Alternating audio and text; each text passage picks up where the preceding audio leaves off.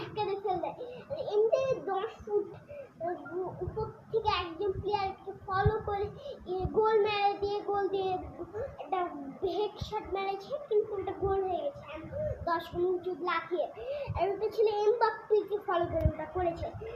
আমি বলছিলাম রোনাল্ডো, আর তোমরা যদি মনে করো আর একটা কথা, রোনাল্ডো মেসিকে অবশ্যই ভয়ও পায়, কারণ কিন্তু আসলে একবার জর্জিনা ঘরে বসছিল, রোনাল্ডো এখানে তার পাশে বসছিল।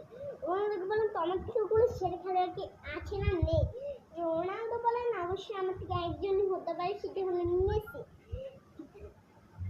তো জর্জিনা বলেন তখন আসলে মেসি হয়তো তোমার থেকে ভালো খেলে। আপনিও যদি মনে করেন রোনাল্ডো ভালো খেলে, রোনাল্ডো সেরা, তাহলে ভিডিওটিতে লাইক আর সাবস্ক্রাইব করে দিতে ভুলবেন না। Bye bye.